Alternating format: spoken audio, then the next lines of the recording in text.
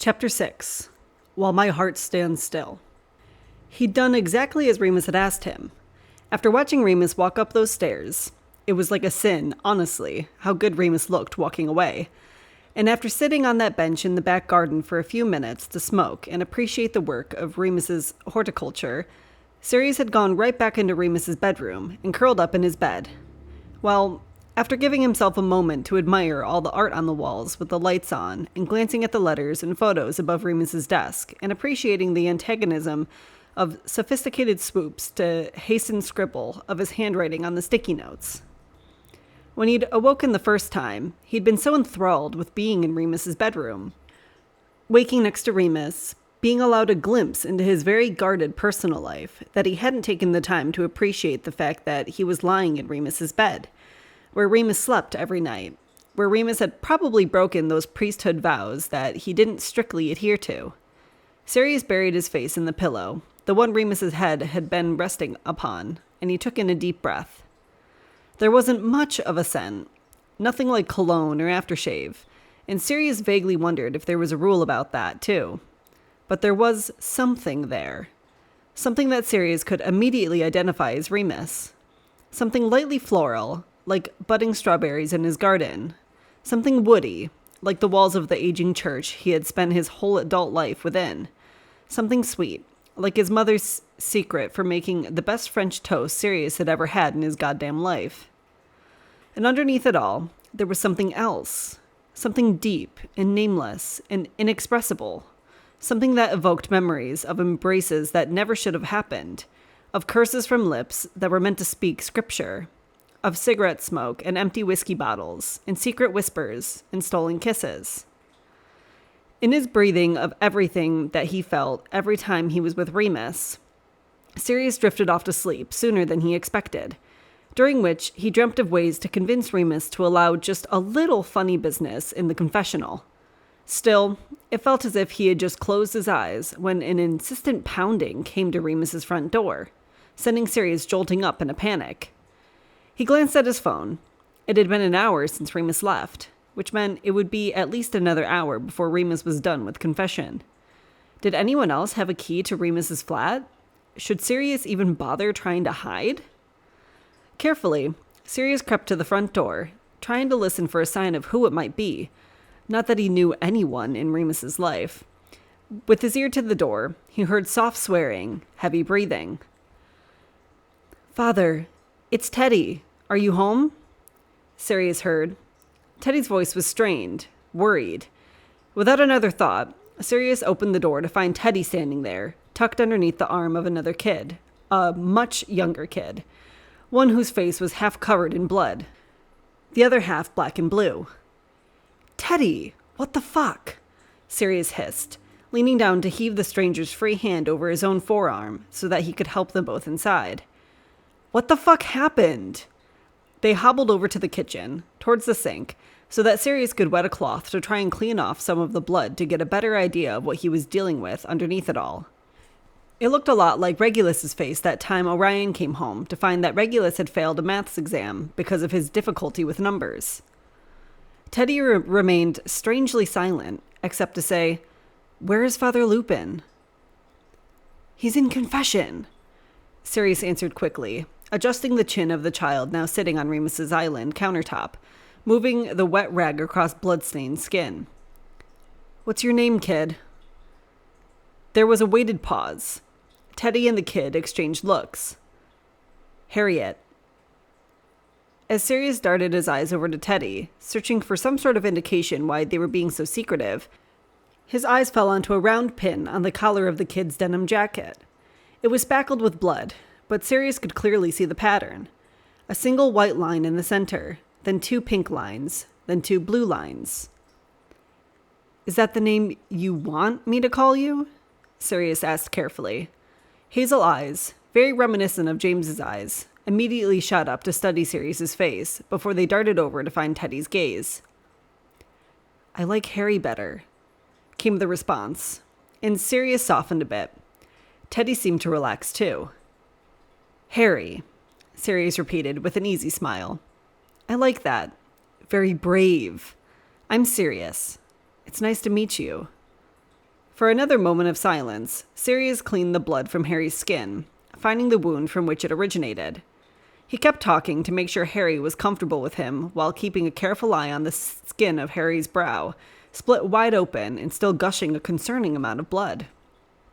Harry, if I was talking about you to someone else, would you rather me refer to you as he or she or something else? A small sigh of relief. He, Harry answered quickly, adding a polite, please, afterwards. You've got a nasty head wound, Harry, Sirius said, pushing his lips to the side as he grabbed a clean, dry rag to press it to Harry's forehead, while he used the other hand to clean the already dried blood from Harry's chin, his jaw, his neck. Jesus, it was everywhere. Can you tell me what happened? Harry glanced over to Teddy. Riddle, he said under his breath, chewing on his lip. A bully did this to you? Sirius clarified. Harry nodded. Another kid? Another nod. Delicately, Sirius pulled back on the rag over Harry's head wound. Blood immediately dripped into Harry's eye. It's still bleeding, Teddy said, looking rather rattled and a little bit pale in the face. It's all right. There's a lot of blood vessels very close to the skin on your forehead, so it bleeds a whole lot, but it's not very deep. It'll stop soon, Sirius said with a reassuring smile. Are you able to go home? Will anyone at home take care of you? Sirius asked, knowing the type of kids Teddy brought in to see Father Lupin. The tremble in Harry's lip gave Sirius the answer he was hoping not to find. I live with my aunt and uncle. They aren't very happy with me right now, he said quietly, fiddling with his fingers, hands folded in his lap. Since I chopped off all my hair the other day. Oh, you did this?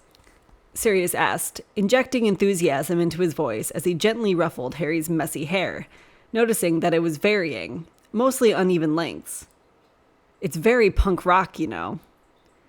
Harry seemed to look pleased, smiling even. You don't think it looks stupid? Are you kidding?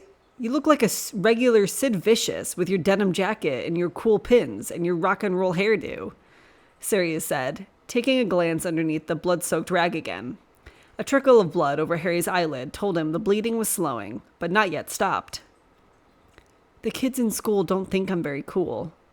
They think I'm a freak, Harry said, swallowing harshly. That's because kids don't always know how to think for themselves, like you do, Sirius said, taking Harry gently by the chin so that Sirius could convince him to look up at him. They just do whatever their parents do, and a lot of the time, their parents are wrong. Because adults sometimes don't know how to think for themselves either. They just do what everyone else is doing, even if it's wrong. They say it's wrong to be like me, Harry said, lip trembling again. Is it? What's wrong is trying to force anyone to be anything that they're not. What's wrong is bullying someone for being different, Sirius stated clearly. I used to get bullied too, you know. You? Harry asked incredulously. But you're so cool. No, it's true, Sirius nodded, peeking underneath the cloth again and breathing a slight sigh of relief at the fact that the wound had stopped bleeding. I'm left-handed, so I used to get teased quite a bit for being weird. Worst of all, my parents used to force me to write with my right hand and then punish me for my bad marks and penmanship. They would say I wasn't trying hard enough to be normal. Even your parents? Harry asked in a timid voice. Even my parents, Sirius said, trying to find a way to ease the conversation into the question he really wanted to ask. What about your aunt and uncle? Did you get in trouble when you cut your hair? Suddenly, Harry went quiet. I'm not supposed to tell anyone. It's okay if you don't want to tell me, Sirius replied in a soft, even tone, carefully planning his next words, moving the cloth from Harry's face, relieved that the bleeding didn't start again. I wouldn't want you to get in trouble with them, but I also want to make sure that you're safe at home. To further prove which side he was on, Sirius gestured to the residual bruising on his face. See this? Just a few days ago, this was a black eye. just like yours. My dad was the one who hit me." Harry's eyes widened. His lips began to tremble a bit. "I know what you're going through, better than anyone, and I want to help." Hesitantly, Harry glanced in Teddy's direction, as if looking for guidance. To Sirius's surprise, Teddy nodded, looking up at Sirius with a comfortable smile. With a breath, Harry continued. "My Uncle Vernon is the one who gave me this black eye," Harry said, both eyes instantly welling up with tears. "Harry," Sirius said on an exhale, fully expecting that to be the answer, but unable to suppress the anger that moved through his chest at hearing Harry admit it in his fragile voice. "Is it okay if I hug you? Is that all right?" Wordless, Harry nodded, so Sirius took the trembling boy into his arms, squeezing softly and tightening his hold as he felt Harry wrap his arms around Sirius's neck. "I'm so sorry, Harry.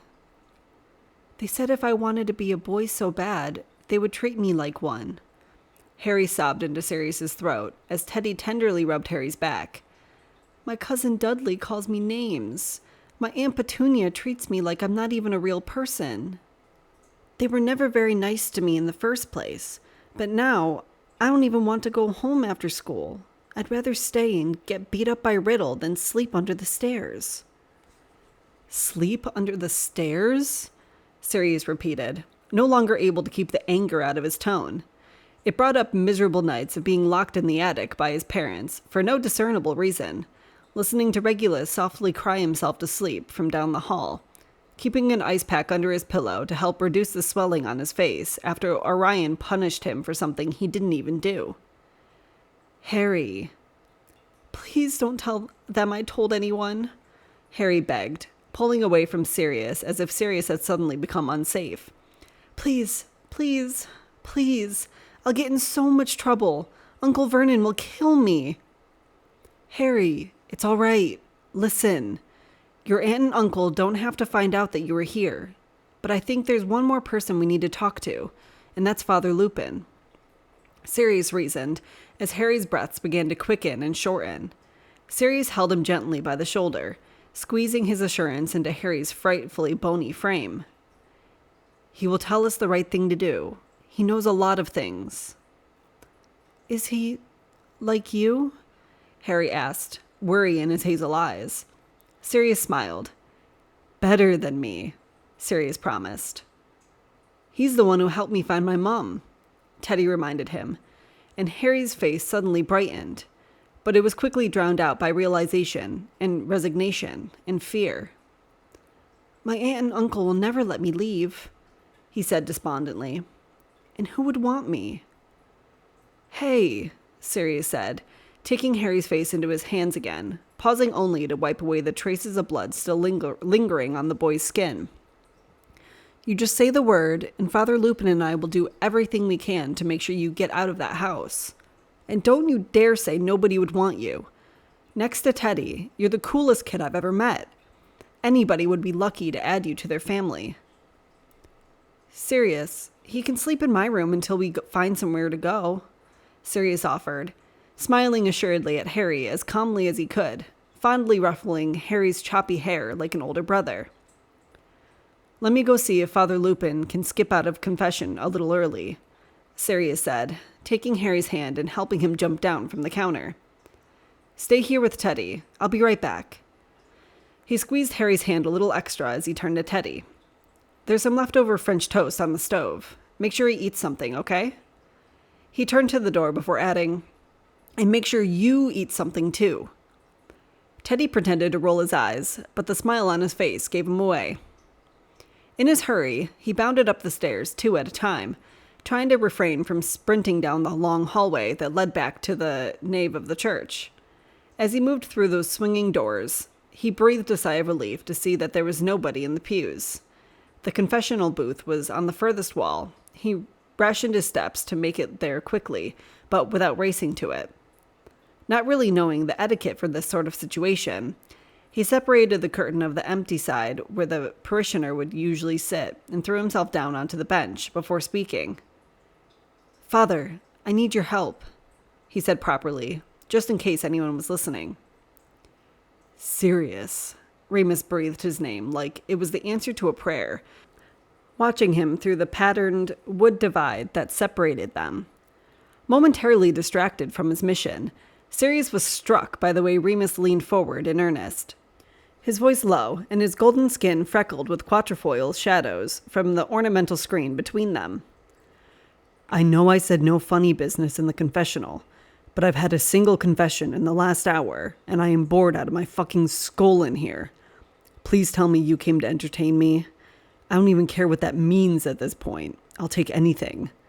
Even through the partition, Sirius could clearly see the hungry glow in his honeyed gaze. Remus, Sirius began to say, but Remus interrupted him. Does it make me a bad person if I really enjoyed you calling me father just then? He laughed, full of heedless breath. I think it's mostly because of the way you look at me when you say it. Listen, I want to get you off in this confessional just as much as you do, but When Remus replied, his voice was quiet, but unrestrained. I could ask you to kneel, if you like. Sirius let out a loud, frustrated growl. God, I wish I could take you up on that offer, but when I said I need your help, I meant it. I've got a kid downstairs. Teddy brought him in. He's in trouble. Without pause, Remus stood, tearing back the curtain on his side. Sirius did the same and met him in the middle. Let's go, Remus said, instinctively taking Sirius by the hand. Sirius didn't correct him. His name is Harry, he said at the top of the stairs. He's a trans boy, and from what I've gathered, he's got a bully at school and several others at home. He said he sleeps under the stairs. Remus immediately began seething. Sirius was sure he could see flames licking out between the tightened edges of Remus's sharpened teeth. Does he live with his parents? Aunt and uncle and cousin, all of them abusive in some way. Is he hurt? Remus's fingers began to tremble, still tucked into Sirius's own. Sirius nodded slowly. Cut above his eyebrow from the bully, black eye from his uncle. For a moment, Remus closed his eyes, letting out a careful breath, and Sirius was sure he was trying to prevent himself from channeling the anger in his gut out onto poor Harry. I told them to help themselves to our leftover French toast. A smile on Remus's lips seemed to wash away the residual rage in his expression. Thank you, Sirius, he said, quickly pressing a chaste kiss to Sirius's knuckles on that little red heart. Really? Sirius didn't get a chance to respond, but he wasn't sure he needed to anyway. As Remus knocked on the door to his own flat, which Sirius knew was just to make sure Harry felt safe within the confines of that space, and opened the door, they found Harry and Teddy on the sofa, each of them with a plate of French toast on their laps. There were a pair of round glasses on Harry's nose that hadn't been there before, and Sirius realized it was because one of the lenses was cracked, a lightning strike through the glass of one side. At first, Harry tensed at the newcomer, but his shoulders eased as he saw Sirius. Hey, buddy, Sirius said casually, moving past Remus to sit down on the floor next to Harry's legs. This is Father Lupin. He's my friend. He's going to help us. How's the French toast? So good, Harry said, with a mouthful, followed by a wide, but politely closed, smile. As Sirius looked more closely at him, he was relieved to see the wound on his forehead was still closed, despite the fact that Sirius hadn't bandaged it, not exactly knowing where to find anything like that in Remus's flat. Let me take a look at that battle wound, he said, kneeling in front of Harry as he took the last bite of his French toast. Gently, Sirius held Harry's face in his chin, turning his head a bit. Doesn't hurt anymore, Harry beamed proudly. And Sirius physically ached at the thought of how often this child got hurt, that he took pride in the fact that his pain tolerance was so high. That's good news, my man, Sirius said, pinching Harry's chin as he let his hand fall away. Those are some pretty cool specs you got. That earned him a heavy sigh of annoyance through Harry's lips. I hate them. They're too big for my face. Tom Riddle always knocks them off on purpose, and Uncle Vernon wouldn't get me a new pair when they broke. Plus, they make me look like a dork. I don't think they make you look like a dork, Sirius said, reaching up to adjust the temple tips of the glasses, noticing that, because they were far too wide for Harry's head, There were rubber bands tied around the ends to keep them from falling off his face. Because they were adult glasses, which meant they had a prescription in the lenses that wasn't suited specifically to Harry's eyes. A quick glance in his peripheral towards Remus told him that Remus had noticed the same thing. For now, Sirius didn't address it with Harry. I mean, look at Father Lupin. He wears glasses just like yours. Do you think he looks like a dork?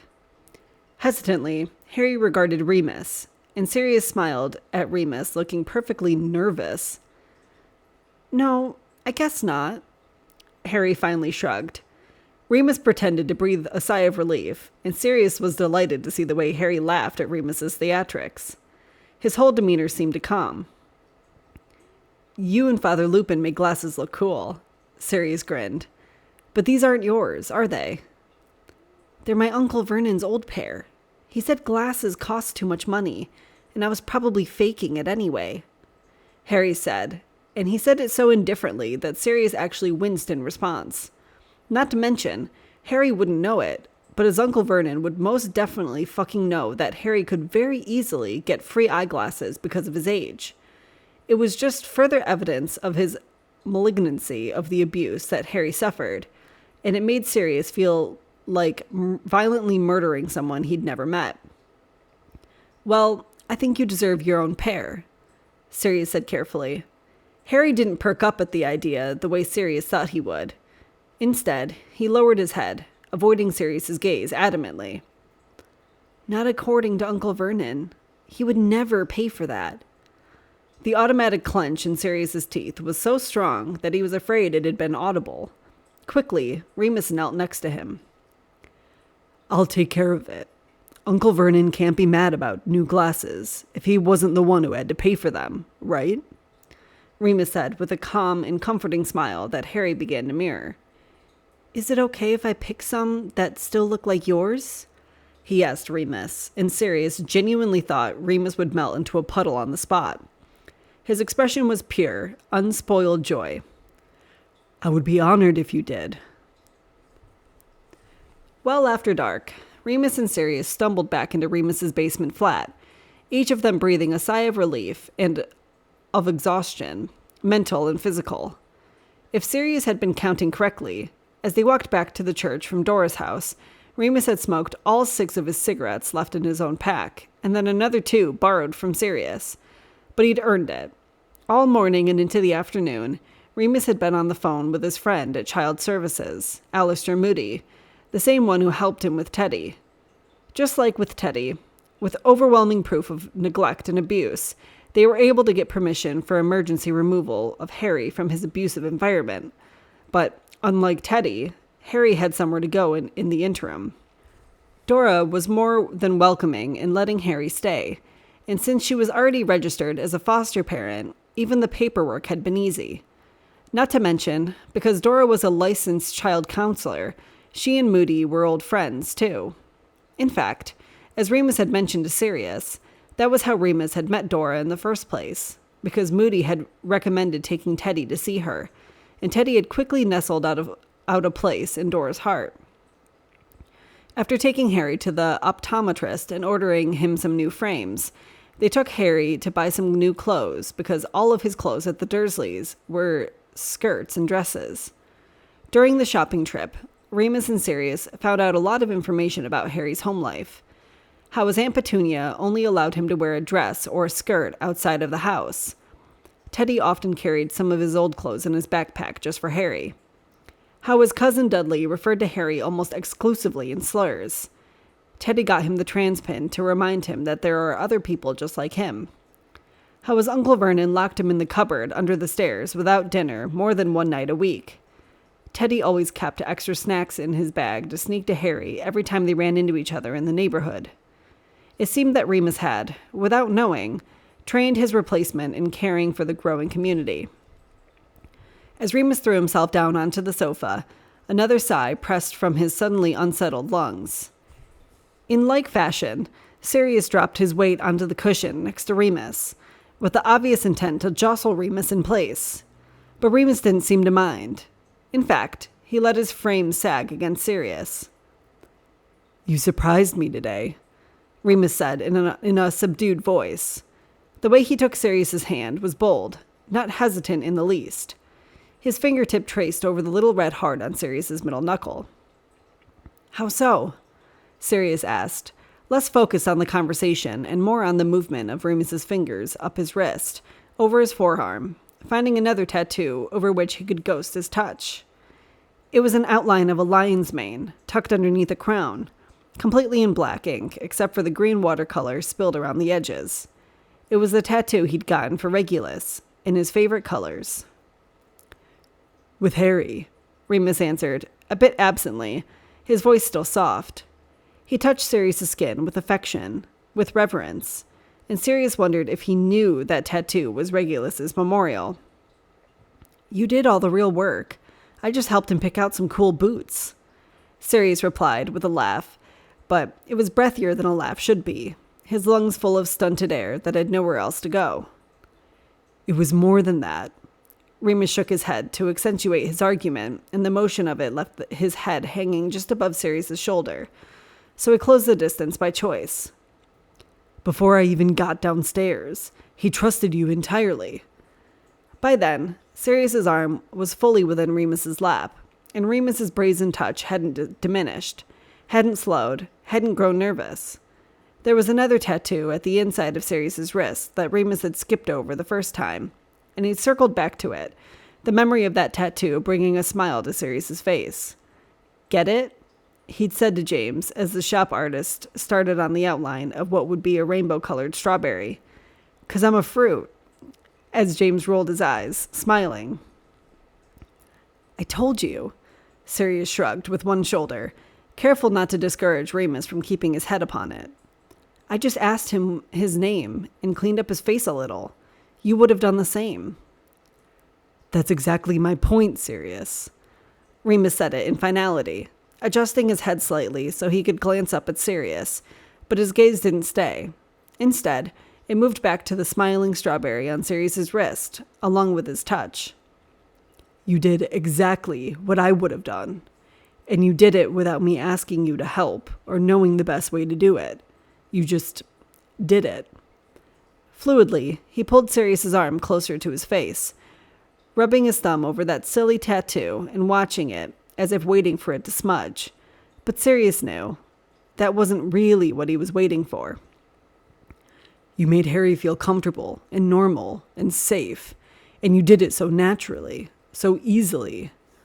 Before Sirius could ask him why this was such an impressive feat, before Sirius could explain that of course he'd wanted to make Harry feel safe, because he had never been given that, because Reg had never been given that, before he could shrug it off as his natural instinct to want to protect kids who are in trouble, especially kids like Harry, before he could verbalize any of that, Remus leaned in, closed the distance between his lips and Sirius's skin, and pressed a delicate kiss to Sirius's wrist.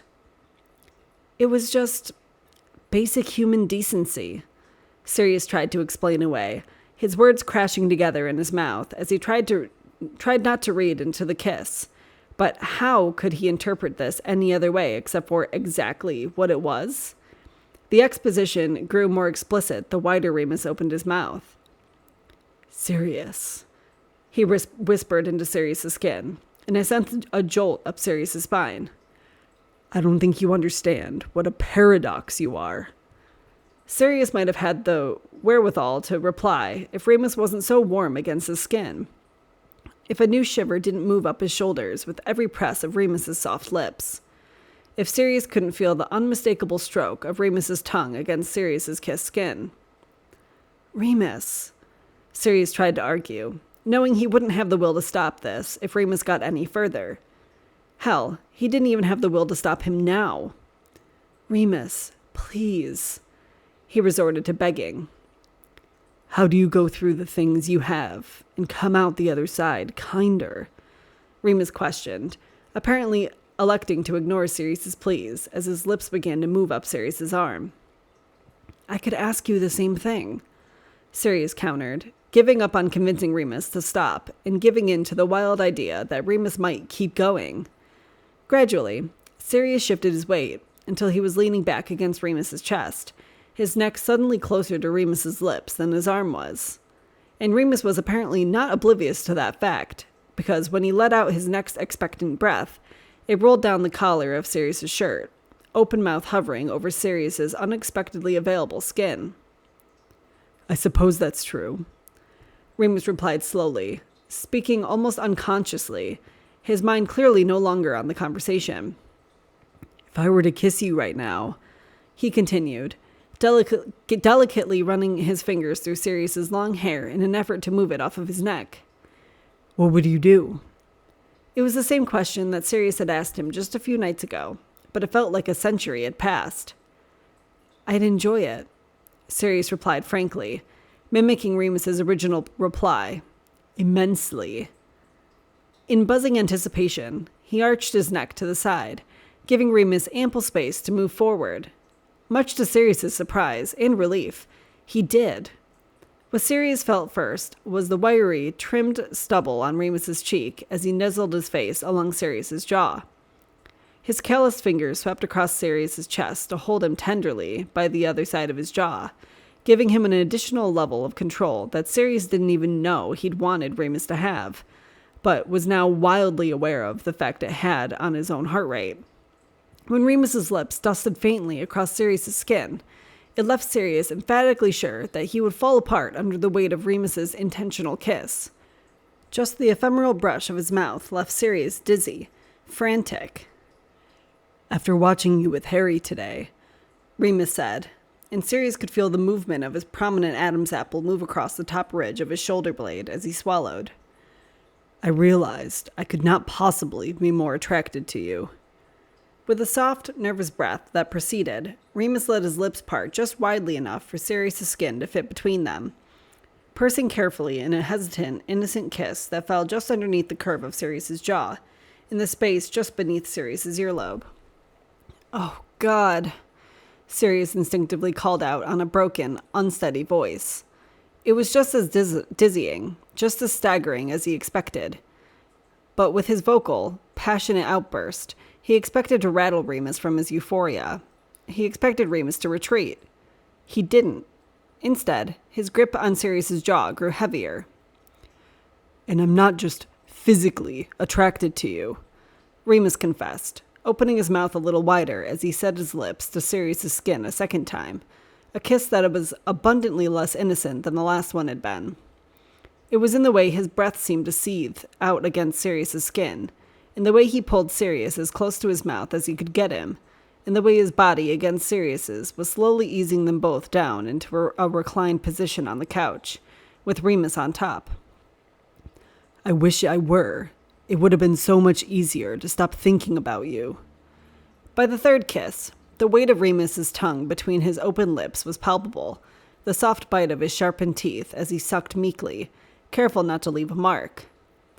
"Jesus Christ, Remus," Sirius exhaled sharply, just before his unbalance led him to slip all the way down onto the sofa cushions, settling with a purposeful grunt onto the bottom cushion, with Remus looking down at him with the hungriest expression Sirius had ever seen in his amber eyes. With intent in his movement, Remus knelt with one knee tucked into the back of the sofa, finding the floor with the other foot until Sirius was situated underneath him, between Remus's spread legs. With one hand, he braced himself against the arm of the sofa. With the other, he removed his glasses. "Fuck," Sirius whimpered. "Maybe I wouldn't be so smitten if you weren't so kind and so witty and so compassionate and so expressive," Remus listed, almost angrily, growing even closer to Sirius's face until their foreheads were pressed firmly together. "Or maybe I would, because you're still more gorgeous than anyone else I have ever met, but I—" He trailed off, letting out another troubled breath that Sirius could taste. "Sirius, I don't know what else to do. I wanted nothing for so long, and now I want nothing else. Nothing else but you." "Please just kiss me, Remus," Sirius begged again, now for the opposite purpose. "You don't have to break your vow. You can just kiss me. We can stop at that." Remus's jaw tightened. Sirius knew why. I'm not sure I want to stop at that, he said candidly, his pupils so heavily dilated in need and famine that Sirius was sure the bourbon color of his eyes had been swallowed up by the void left behind. Then nobody ever has to know, Sirius reasoned, swallowing nervously as he tucked his fingers into Remus's clerical collar. I already told you. Your secrets are safe with me. All of them. With a decisive breath, Remus tilted his chin forward, his lips touching Sirius's as delicately as either could stand. And then Sirius's mobile began to ring, vibrating from where he had carelessly set it onto the oddly shaped coffee table. They both went still, the same argument playing in both their minds at once. I could ignore it, Sirius reasoned, trailing his fingers down Remus's jaw, teasing his lips. But it was already too late, and Sirius knew that. With a deep breath, Remus pushed himself upright. Answer it, he said, frustration evident in his voice as he violently shoved his body away from where Sirius was still half reclined on Remus's sofa. It's practically a fucking sign from God. With bitterness evident in his voice, Sirius snatched the phone and answered it without bothering to look at the screen to see who would dare ruin their momentum. What? He growled. Hey, whoa, what's going on? James asked, immediate concern in his voice. Are you okay? Sirius let out a sigh, trying to make his breath a balm to his anger. I'm fine. I'm sorry. I was in the middle of something important. He risked a glance in Remus's direction, but Remus wasn't looking back. He was walking into the kitchen, hands locked tightly behind his head, knuckles blanched. I can let you go if you need me to, James offered warily. We can talk later. It's fine. It was kind of a do or die, so it died, Sirius vaguely explained, trying to satisfy both James and Remus, who was unwillingly listening in on the conversation. But Remus must have sensed that Sirius was unable to speak freely, because he retrieved his glasses from the coffee table and stalked off into his bedroom and softly closed the door, without so much as a backward glance in Sirius's direction. Oh, shit. Are you with Mooney? James asked suddenly, and Sirius balked at the question. No, It turns out I was wrong about that, actually, he said delicately, not wanting to say Mooney's name out loud for fear that Remus would overhear it, though he wasn't sure why he was worried about it, since he'd never mentioned to Remus that he briefly thought that they were the same person. I'm sorry, I just thought... James's voice trailed off nervously. I mean, you haven't been home since last night, and you didn't respond to any of my texts today, so I was a bit worried, to be honest. No, that's my fault, Sirius groaned, irritated at himself for ignoring James. But when he was with Remus, it was like he had no remaining attention to devote to anything else. There was just so much going on today. This kid showed up at the church, and I was... Carefully, James interrupted. The church? He asked, his voice softening, but the concern deepening. Wait, you said you were wrong about Mooney, so he's not the same guy, right? But you're still hanging out with the priest? I know what you're going to say, James. I already know. You can't date the priest, Sirius. Didn't I already say I knew what you were going to say? Sirius huffed, beginning to pace to try and dissolve his feelings of entrapment and helplessness. I know that. It doesn't change the fact that I... Please don't say you love him. James, it's been less than a week. Of course not, Sirius argued, out of instinct. But if he were being honest with himself, it was getting harder for him to stay away from Remus because of the steadily increasing depth of affection that Sirius held for him. I like him. I like spending time with him. I don't want to mother you, but you've been mothering me for 15 years. Don't kid yourself. Shut up. I just don't want you to get your heart broken, okay? James said, his voice almost pleading. And if you get caught with him, he will be the one to bear the biggest consequences. I know that, Sirius groaned, throwing his head back in his despair at how right James was. Oh my God, that was it, James said on a hollow breath. That was the do or die that I just interrupted, wasn't it? Did you kiss him? Were you going to kiss him? Was he going to let you? Yes, all right, yes, Sirius practically shouted, throwing one hand into the air. Are you happy? I'm tempting Remus to break his fucking vows. Yes, I know that, James. I get it. He closed his eyes tightly. If this conversation went on much longer, Sirius was afraid James would talk some sense into him. Feeling very much on the verge of tears from his own frustration and weakness, Sirius sat down hard onto the sofa, letting his forehead fall into his waiting palm. But I can't stay away from him. I don't want to. What does Remus want? James inquired softly, carefully. For a long time, Sirius was silent. He doesn't want to lose the church, Sirius replied in a defeated whisper. Why did James always have to be right all the bloody time? Which means I'm going to have to leave before I screw his life up. Sirius, I'm sorry. I really am, James said. Sirius could hear the sincerity in his voice. I just don't want you to get in so deep that you can't get back out again. Yeah, it's a little too late for that. Sirius heaved a miserable sigh. I think I was in too deep before I even knew his first name. I've only known him for 3 days, and already I don't know how I'm supposed to live without him. He let his eyes flutter closed, tightening under a pained, furrowed brow. Oh, Sirius, James said with a commiserative exhale, surely unsure of what else he could say. But you're right. I won't be the reason his livelihood gets taken away. Come home, James urged him. We'll eat a shit ton of junk food and watch stupid films, and we don't have to talk about anything unless you want to. Sirius took in a breath and let it out slowly. Yeah, all right, he said, swallowing hard, his throat tight. I'll see you in a bit. I love you, you know. I know, Sirius said, trying not to sigh as he said it. I love you just the same. As soon as the call ended, the bedroom door opened. Remus leaned on the interior of the frame. You have to go, don't you? He asked, wrinkling his nose. It looked like a wince. Sirius nodded.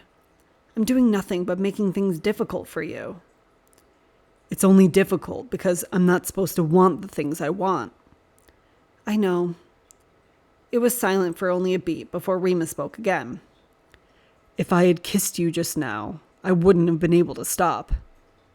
I know, Sirius repeated woefully. Neither would I.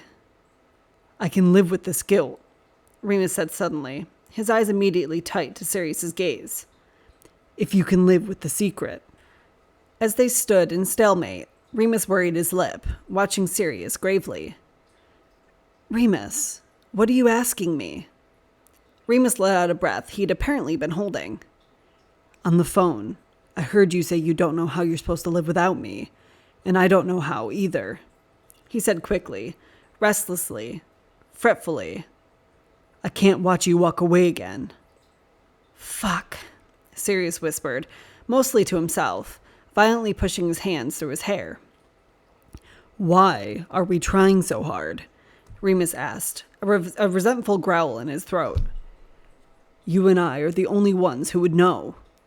He took a step toward Sirius, and Sirius saw his hands trembling at his sides. Let me make this choice, Sirius. By then, he was close enough to reach out and touch Sirius, so he did, his hands sliding up Sirius's chest until they moved over his face. Even as he held Sirius's jaw, his fingers were quivering. It's my vow to break, and I have never wanted to break it more than I do right now. You're shaking, Sirius said with a slight whine, moving his hands up to hold Remus's fingers. Hell, I'm nervous as shit, Remus said with a tight laugh. I haven't had sex in 10 years, and I'm about to strip down in front of a bloke who is easily 10 times more attractive than I am, and likely much more recently experienced. With a comfortable laugh, Sirius brought Remus's fingers to his lips. Remus, he began to say, his voice lowered in his disbelief of what he was about to say. Sirius, Remus replied, with his name in return, much more urgently. Kiss me before I lose my fucking nerve. Insistently, Remus slipped his fingers out of Sirius's hand so he could move them quickly back to his face. With fire in his fingertips, he pulled Sirius close, their lips brushing hastily. But Sirius pulled away. If we do this once, I will want it again, and again, and again, and we will get caught, Sirius panted, stepping back but renewing his hold on Remus's fingers. Finally, despite what Sirius was afraid of, he was relieved to hear Remus laughing, and it was easy and sweet and genuine. You might not want it again. I might be shite at it. He grinned, reaching toward Sirius again until his fingers found the loose bottom hem of Sirius's t-shirt. And Sirius was absolutely helpless to the drip of Remus's slightly Irish lilt and the pull of his fingers and the smirk on his face. No way to know but to try. Funny that you kicked me out yesterday for the same thing that you're begging me for now, he said with a starkly raised brow that instantly caught Remus's attention. He intentionally rose it higher. I kicked you out yesterday because I was grinding myself into your hips, Remus clarified, coyly correcting his vulgar terminology into something a little tamer, context aside. Seems like a pretty seamless transition into sex, if you ask me. Yesterday, I wasn't sure. Today, I'm sure. Today, you're horny. I was horny yesterday, too. Oh, I could tell. I mean it, Sirius, Remus finally said with an exasperated sigh. What's the fucking point? I'm not winning a gold medal for chastity. Christ himself is not going to come down and give me a trophy because I didn't let anyone else touch me for 10 years. I break every other rule. How is this one any different?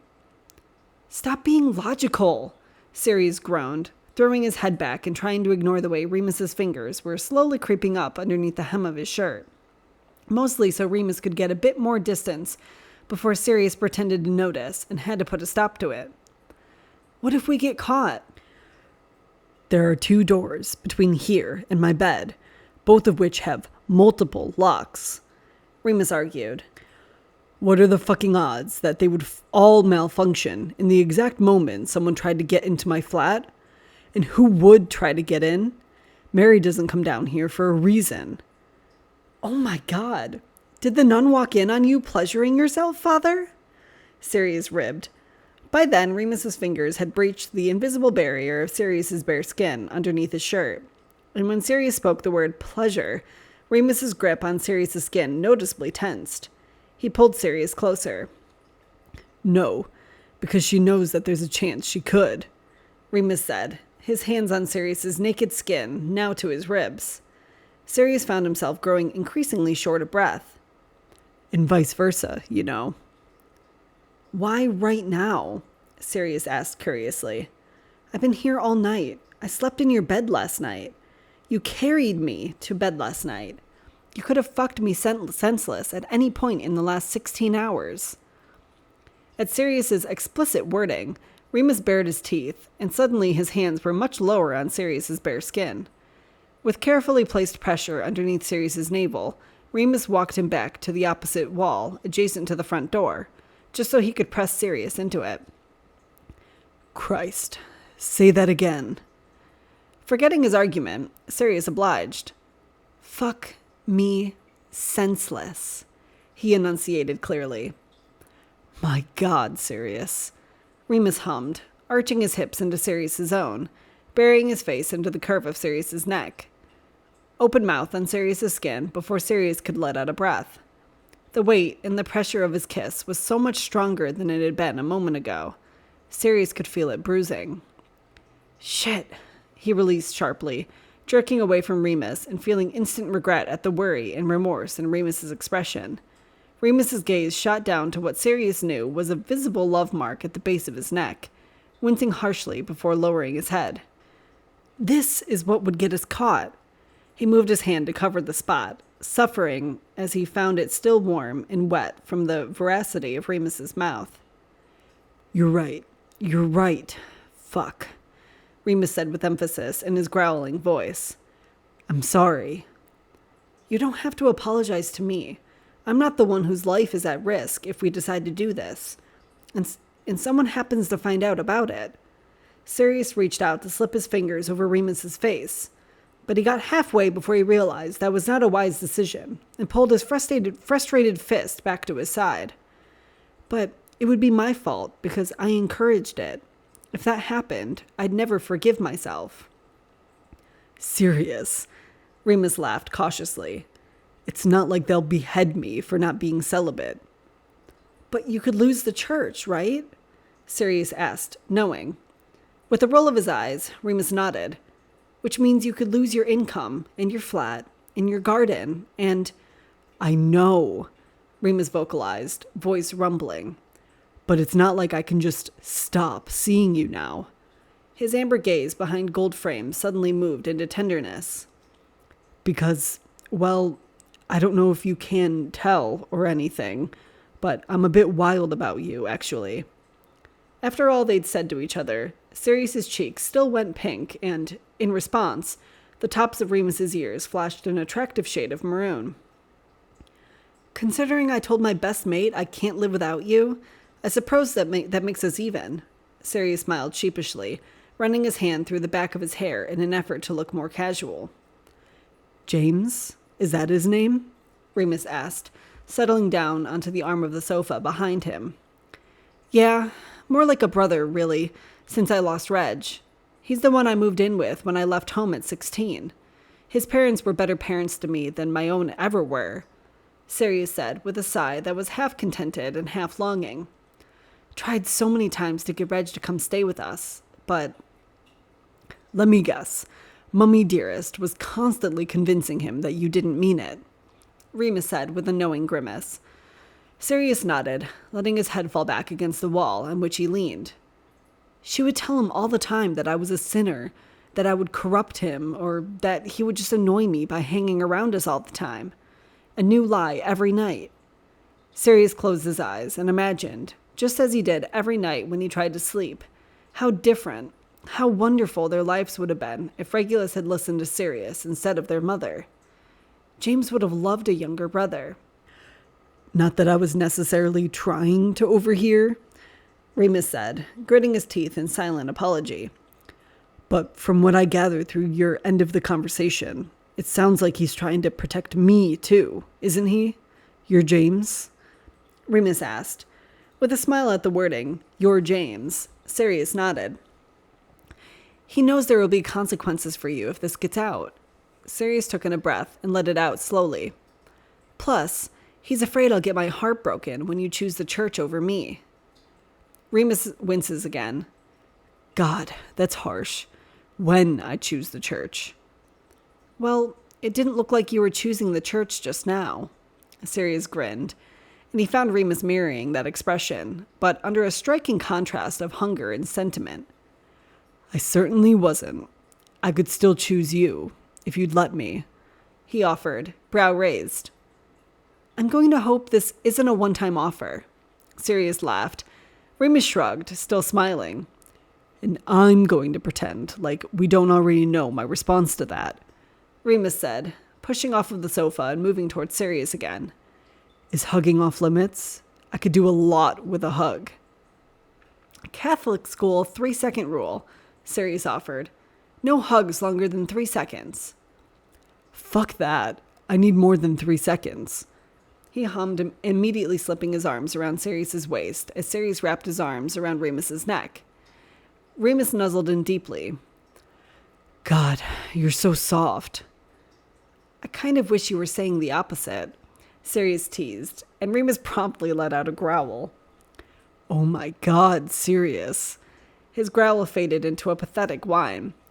How dare you? For a few more seconds, they stood in their sacred embrace, both running their fingers through one another's hair. When can I come back? Sirius whispered into Remus's ear, and he felt Remus's shoulders shudder under his touch. For a little longer than Sirius expected, Remus was silent. This is going to happen every time we're together, Remus reasoned. If we don't want it to keep happening, we're going to have to stay apart. Or have a chaperone. As Sirius let out a fake gag, he pulled away just a bit, only enough to look up at Remus's face, still tucked away inside his arms. Oh God, don't threaten me with a chaperone, father. Despite how Remus claimed not to like it when Sirius called him father, his eyebrow still rose in sedition. If I leave now, I won't have an excuse to come back until the prayer vigil on Thursday night. And I don't know that I can make it 2 full days without even being able to talk to you. A thought crossed through his mind that hadn't appeared there since yesterday, so he said it aloud. This might be a dumb question, but do you have a mobile? Remus laughed, shoving Sirius away in a playful way that still showed his annoyance at being treated like a fossil. I'm a priest, not an 80-year-old man. Of course I do. Still, as soon as he admitted it, a strange sort of expression moved over his features. Lips thinned, eyebrows furrowed. We could text, if you want. Sirius bargained, and that expression on Remus's face deepened, shifted, went through 100 pinpoint changes before it settled down into a curious grin. I'm open to texting, he said. It was almost as if he were trying to stifle a laugh. Here, put your number into my contacts, Sirius said as he unlocked his phone and handed it over to Remus's waiting hands, watching the smile on his face erupt at the sight of his home screen.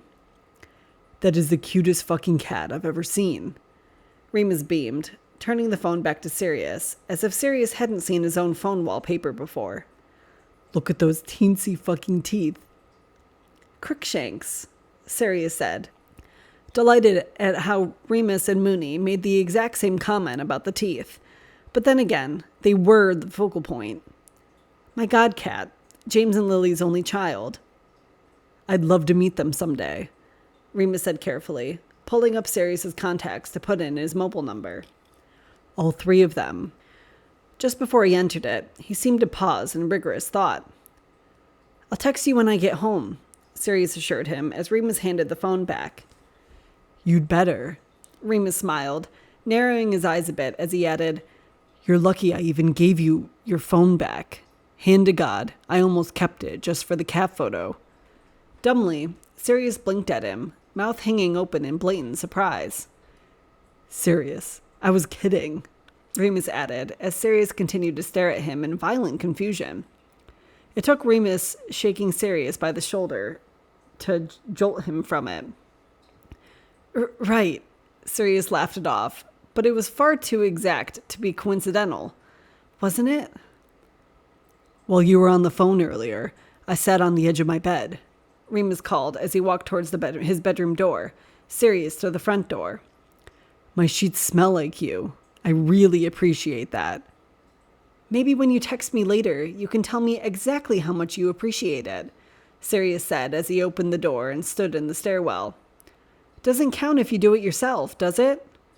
Fuck me, Remus growled, just like he had that first night, closing his door for the sake of nostalgia before he called out from the other side. Good night, Sirius, you godless seductor. Good night, Father, Sirius called back, breathing in the scent of Remus's flat, the sweetness of French toast, the earthiness of the basement, the woodiness of the church, and the warmth of Remus himself, for what he hoped wouldn't be the last time, as he locked the door, pulling it shut behind him. The moment Sirius walked into James and Lily's flat, James pulled his smiling lips into his teeth, and Sirius immediately slapped his hand over the love bite on his neck. Shut up, he sulked. It's a cute look, James snickered, covering his mouth. Goes very well with the last vestiges of that black eye your dad gave you. Despite their sibling-level bickering, James pulled Sirius into a full, deep hug. I feel like I haven't seen you in ages. With a contented sigh, Sirius nuzzled in closer. Because I've been busy fruitlessly trying to seduce a priest, he hummed blissfully. Or not so fruitlessly, James said, pulling Sirius back by the shoulders so that he could lean in and examine the work of Remus's mouth. That is genuine, mate.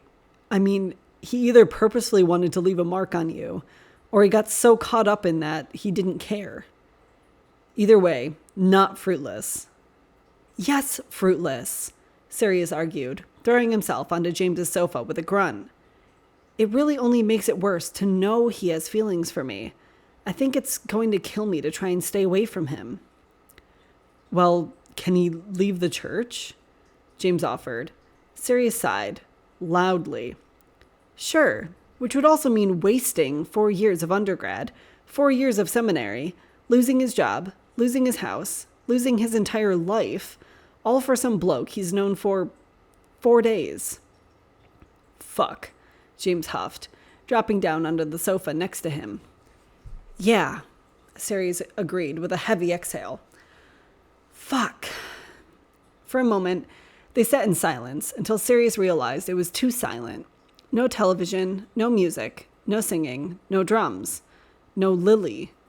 Where's your wife? She's practicing tonight, James shrugged. Sirius looked at him curiously. James usually loved going to band practice with Lily, just to watch her find new rhythms and attempt new stick twirls. But I knew you were on your way back, and I was pretty sure you might need a shoulder to cry on. Sirius' expression softened immediately. What would I do without you? He sighed, letting his whole body go limp so that his head could fall over onto James's shoulder, just like he said. Cry alone, probably, James said with a laugh. You want to watch Bridget Jones? He asked sarcastically, and Sirius lazily flailed his arm over James's direction in a pathetic attempt to hit him. Fuck you, he growled. You know full well I'm a Miss Pettigrew lives for a day chap when I'm feeling extraordinarily sappy, he said with an arrogant huff, that name prickling something in his mind. That's just because Lee Pace is in it, James said with a knowing peripheral glance. Fuck you all over again. Of course it's because Lee Pace is in it, you disgraceful arse. Sirius laughed, finding his energy renewed as he began to assail James with pinches and pokes and punches, while James was frantically trying to fend them off and breathe through his laughter all at once. He sings in the film, James. I don't know how you don't fall in love with him. It's practically obnoxious. Well, go and change then, James said, finally shoving Sirius towards his designated bedroom in James and Lily's flat. I'll put it on. We'll both have a good cry, and Lily will laugh at us again. She only laughed at us the first time because she hadn't seen it then, Sirius clarified, pulling James's face close to his chest so that he could place a quick kiss to the top of James's head. As he walked into his bedroom, he called back, At least she properly understands the majesty of Lee Pace. Once behind the safety of his closed door, he pulled out his mobile, feeling a bit sneaky and secretive to hide it from James, but knowing he didn't quite understand. He opened his contacts. There may have been the slightest sting of disappointment to see that it was different from Mooney's number. Sirius. I made it home, and just so you know, I changed your name in my phone. Your Holiness. I'm glad you're home, and I'm really glad you texted me. But I am also concerned. What is my name in your phone? Sirius. Your Holiness. It's a joke within a joke. There's a song called Dear Your Holiness. Get it? Because I'm sending you messages? That was it. That was the thing prickling his mind about that name. Bringing up that Bayside song reminded him of Holyhead, which led to Mooney, which led to his tattoos, which reminded Sirius of that art on Remus's wall that looked oddly familiar to the ram's skull on Mooney's forearm. It was signed P. Pettigrew. In the middle of changing and in the middle of texting Remus, which felt so strange because it felt exactly the same as texting Mooney, he Googled that name, P. Pettigrew. After the exchange with Remus about Crookshanks and how Remus had said, verbatim, the same thing Mooney had said in their first texts, the thought was festering in his mind again. By then, it was just paranoia, a nagging daydream. Sirius. You may not have heard the song, or maybe you have, since you whistle Pink Floyd, and play something corporate on the church piano. Your Holiness. LOL. Yes, I have heard the song. You're just now mentioning that? The something corporate song, I mean. I was wondering if you didn't know it. Sirius. What I don't know is why you know a something corporate song. Your Holiness. The same reason I know a Pink Floyd song. I think you missed the part where I said I was a heathen for 4 years. Sirius. A smoking, drinking, fucking heathen. Your Holiness. See, when you say it like that, it just makes me want to be a heathen again. Mostly for the fucking. I already do the other two anyway. Sirius. God damn it, Remus. You were the worst priest I've ever met. Your Holiness. I'm sorry. Should I try to pretend to be pure? I'll do my best to be better. I should probably put my clothes back on. Sirius. You bastard. You're saying horny shit just to fuck me up. Your Holiness. I'm sorry. Really, I am. But you slept in my bed. Sirius. With your permission. Your Holiness. Yeah, that was a huge mistake. I mean, just an astronomical level fuck up. I am suffering tremendously. Do you realize how good you smell? Sirius. Tell me what I smell like. Your Holiness. Well, this is going to make it much worse, but I'm apparently a masochist, so... First of all, you smell like cigarette smoke, and I'm an addict. It's disgusting how much I enjoy that scent on you. It's a particularly brand of cigarette smoke. I can't explain it. It's different than mine. There's also something in your hair that smells like coffee and cardamom. It's all over my sheets. I want it all over me. Sirius. Oh, this was a bad idea. Your Holiness. A fucking terrible idea. It's practically phone sex. Actually, I am so wound up. I think I would be okay with that. Sirius. Don't encourage me, Remus. If James wasn't literally outside my door, I don't think I'd have a reason not to. Your Holiness. Why is James our only brain cell? I don't even know him, and already he's disappointed in me. Sirius. Nah, he's disappointed in me. It's my fault, after all. I'm seducing you. Your Holiness. Didn't seem that way tonight. You were the one trying to be good, and I sucked on your neck until it left a damn bruise. Sirius. I wanted to suck a lot more than your neck. Your Holiness. Fucking fuck. Just say it, Sirius. Tell me what you wanted. I already fucking know, but I need you to say it. Sirius. Shit. Okay, listen. We have to cool off. We can do that, right? We're adults. Your Holiness. Sirius. I'm going to be perfectly honest. Either way, I'm going to get off tonight. Sirius. Jesus fucking Christ. Your Holiness. But I get that you need to be uninvolved. Well, I should say not directly involved. You're not technically uninvolved at this point. Sirius. I changed my mind. I want to be involved. Directly fucking involved. Your Holiness. God, you're so fucking cute. But you have to go. James is waiting on you. I don't want to disappoint him. Sirius. How can I?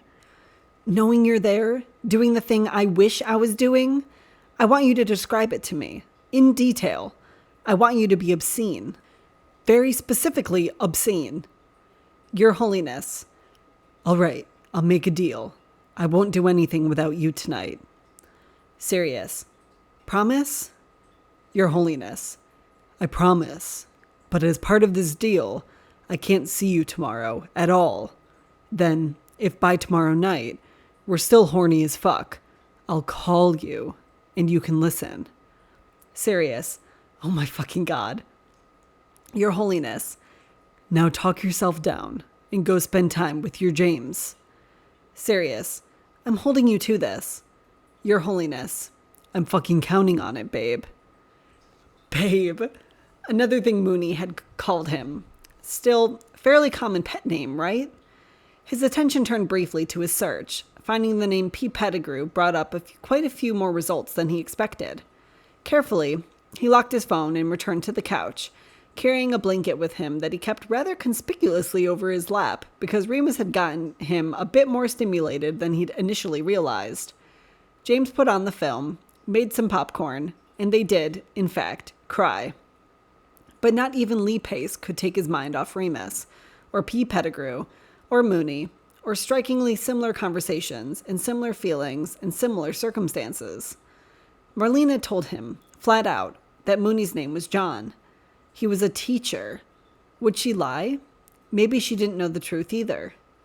Just before the climax of the film, Lily had come home from practice, excited to find Sirius was home for once, and they all chatted for a bit during the dramatic finale, about Remus and near misses, and about how crazy Sirius was about him. But once the film was over, they all hugged, and she and James went off to shower, leaving Sirius alone with his thoughts in an open mobile browser. He clicked every link under the search P. Pettigrew.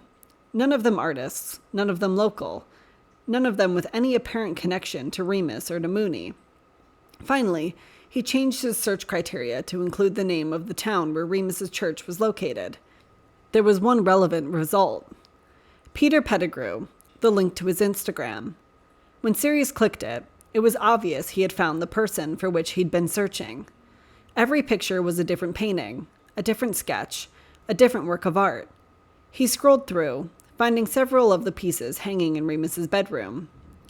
At the top of his Instagram was a link that read, @Wormtail, in blue lettering. Sirius clicked it and immediately took a sharp breath into his starved lungs. Apparently, Wormtail was the pseudonym for Peter Pettigrew when he was working as a tattoo artist. Sirius didn't even have to scroll. The first photo of his work was an overgrown ram skull underneath a banner that read, "No gods, no masters."